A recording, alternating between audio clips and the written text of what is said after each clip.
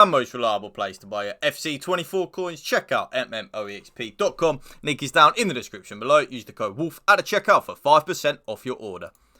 Yes then YouTube, we are back with another custom tactics video of a formation that I have loved ever since Kurt made it popular on FIFA 17 and FIFA 18. That is of course the 4-4-2. But before we get into the custom tactics YouTube, drop this video a like for me, drop a comment down below, and if you could please hit that subscribe button to my channel, that would mean the world to me. And also hit that bell so you never miss a video and you get a notification every time I do upload a video. So the 4-4-2, I absolutely love it. Like I was saying at the start of this video, Kurt made it popular in FIFA 17 and FIFA 18, and ever since then, it is a staple in the pro scene and a staple in the FUT Champions community scene.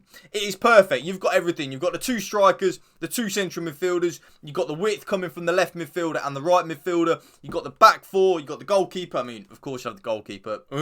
Idiot. But yeah, you know what I'm saying. It is a perfect formation. So, balanced on the defensive style. 100%. One thing I will say with the 4-4-2, pressure on heavy touch and press after possession loss, I would stay well away from that, YouTube. I really would. I don't know if any of you agree on this latest new patch. Let me know in the comment section down below if you agree or disagree with what I am about to say. But on this new patch, I really do think pressure on heavy touch and press after possession loss have been nerfed. And I mean nerfed into the ground beyond belief. So because of that, I would stay well away.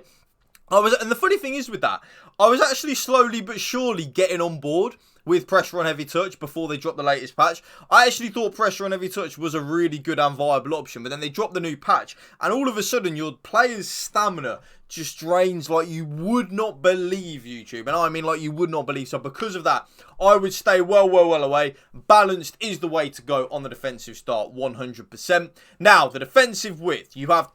Well, you don't have two options, but you have an option that I use and an option which I think that maybe you could use as well if you don't like that. So, if any of you don't know what has happened on this latest patch, what the hell? If any of you don't know what has happened on this latest patch, when we are defending, our team now will naturally drift wide a little bit. Our left back will push further out. Our right back will push further out. Our two centre backs in general will push a little bit wider as well. I think EA did that to try and stop the byline meta and to try and stop your opponents just switching the play nilly-dilly, like really too easily. So because of that, we've actually come to a little bit of a conclusion that we need to compact the middle of the pitch because your opponent is just able to run through the middle of the pitch so easily on this latest patch. So because of that, I've gone down to 38 on the defensive width. Now, there is method to this madness.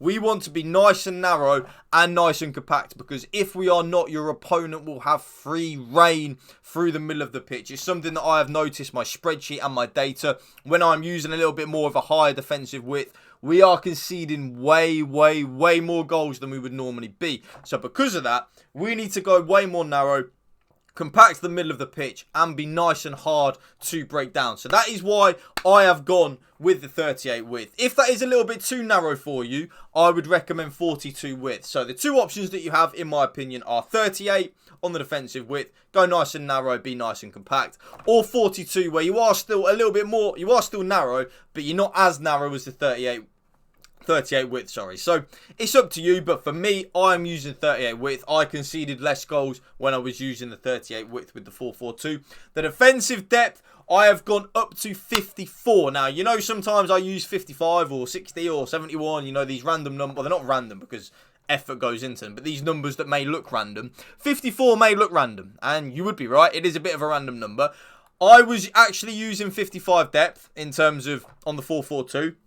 Looked at my spreadsheet and data because it felt like I was conceding so many goals and it was annoying. And I was. So I lowered it down ever so slightly to 54. I probably don't even notice a difference. But my spreadsheet and my data shows that we conceded less goals when we were using 54 depth. I know it might sound a little bit like, what? It just works. So just trust me. That's what I'm using. Balanced, 38 on the defensive width with 54 depth. The offense is build-up, play and chance creation. YouTube, yes. You guessed it, balanced and direct passing. There is no method to that madness. It is literally the best build-up play and chance creation. I score the most goals with it. All of this good stuff. Very simple, YouTube. I'm not making it up. I do score the most goals. Long ball, though. Long ball and direct passing is good. And it is good. I know someone commented on one of my videos the other day that they use long ball and direct passing. It is definitely good. I do like long ball and direct passing. I just sometimes feel like my players are running away from me too much when I'm using that though. So that's why I stay on the balanced and direct passing. We score more goals with it. It is very, very, very simple. We score more goals with it, so I'm not going to change it, am I? Now, the offensive width, yes. We have gone down to 45 with the 4-4-2. Now, remember what I said at the start of the video. This latest patch is trying to force our defenders out wide. That is exactly the same for our opponent. Our opponent's defenders are being forced out wide. So what do we need to do?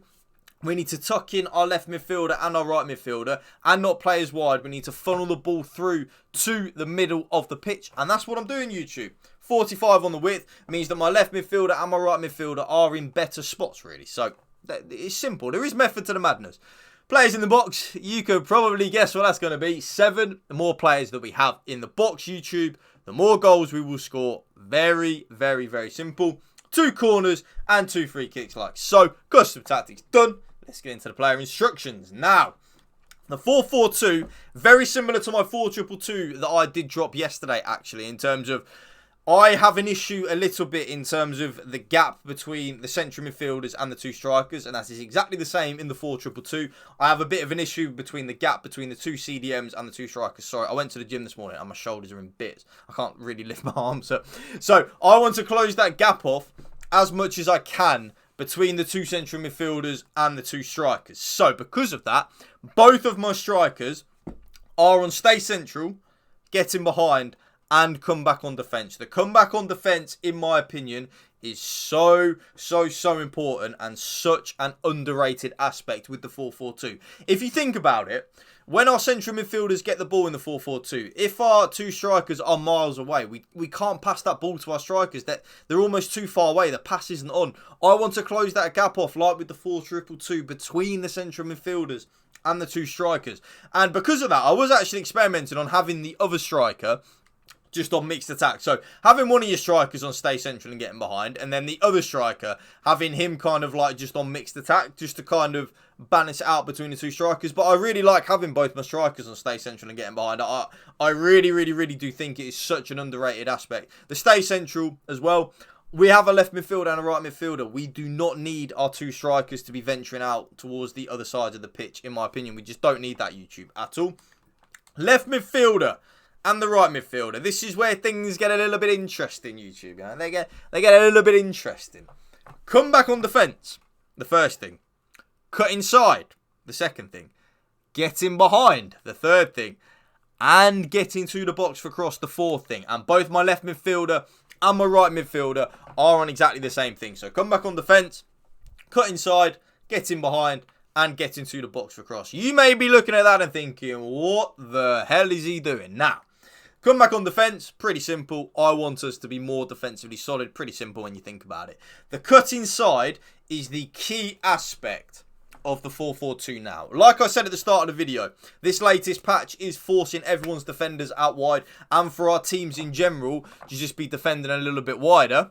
So what do we need to do with that? We need to take advantage of that and have our wider players take up central pockets of space where our opponent's defences will be out wide. If you actually read what the cut inside does, make cutting runs from inside. No, make cutting runs to the inside from out wide. So they will make them penetrating runs diagonally towards the inside, and our opponent will not be able to pick them up because of how the defensive structure is on this current patch.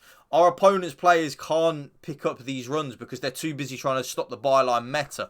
Very good. The getting behind means that they make those runs, and the getting to the box for cross, very simple. Like I said at the start of the video, YouTube, the more players that we have in the box, the more goals we will score, and the more goals we are likely to score.